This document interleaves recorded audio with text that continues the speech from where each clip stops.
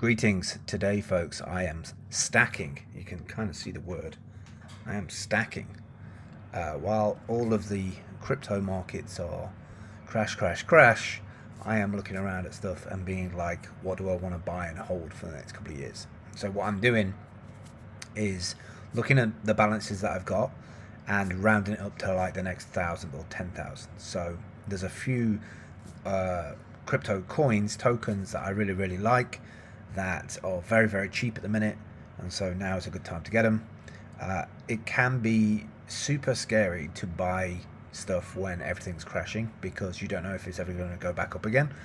But if you believe in the project, if you see enhancements with the project, if they have a legacy, if they've been continually improving that product, then it's kind of a educated gamble. Still a gamble, but an educated gamble. And also, if you use those platforms or intend to use those platforms over the next 6 months, a year, 2 years, then it's probably worthwhile getting in at these kind of times. I don't tend to listen to the whole hodl culture of like, oh yeah, buy the dip and go to the moon and blah blah blah. I'm actually interested in maybe getting a 2x or a 5x, or add an extreme, a 10x on a moonshot crypto token that says it's going to do certain things. However, I will say this: I did look at Luna, and I was very, very excited about Luna. And if I had jumped into it, I would have got absolutely wrecked, and that would have turned me off cryptos for 3-6 months. But because I've had so much like good vibes from crypto in the last 12 months, mainly from like NFT stuff and just experience on a UI UX level, because I've enjoyed the experience. It's less for me about when do we move away from centralized into decentralized, and it's more like a hybrid solution of the two. So centralized works really well until it doesn't, until it gets hacked or denial of service attack on a centralized location, then everything's offline. Whereas the big promise with decentralized is there's lots of nodes running it, and therefore you're going to get a copy served up in a kind of old school round robin way of getting hold of your content, which is great. I've kind of moved away from the just like focusing on immutable, because even though something's immutable, you still have to have a front end to be able to get to the immutability of it, and it's how you spin up front ends or ways to re-index or recalibrate to that new content or that new file served from somewhere else. So I'm kind of still into decentralized file hosting, very into decentralized Twitter, even though Twitter has been bought by Elon.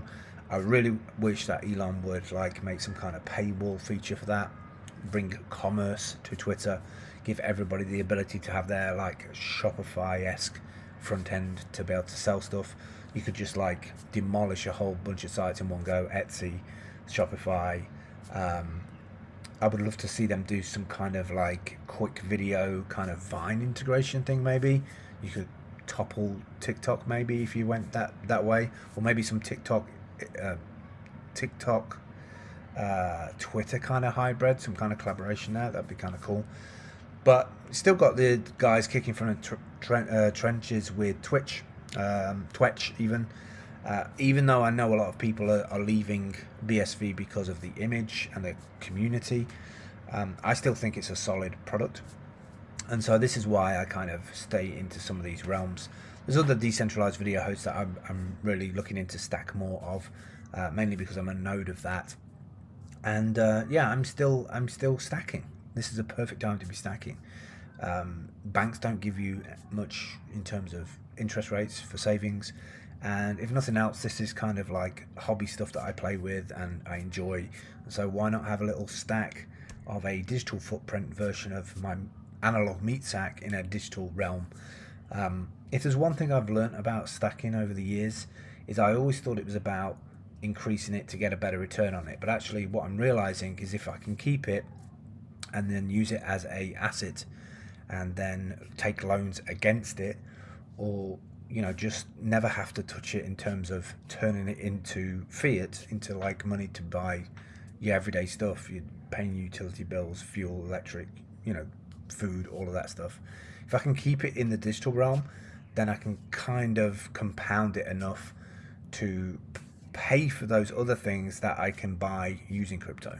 There's a lot of services that are offering things where you can pay in crypto these days, and I think that's going to get more and more and more as costs get driven down by this technology and the speed of it. You know, being able to confirm something as a freelancer, being able to send an invoice to somebody and having it paid within minutes or less than a minute rather than weeks is huge for somebody who needs to move fast and get into other stuff. So that's for me for today. I haven't posted for a while, but I'm going to start doing these little videos because they're a bit easier to do and no edit, so just straight through one take. All right, I'll speak to you soon. Take care. Bye.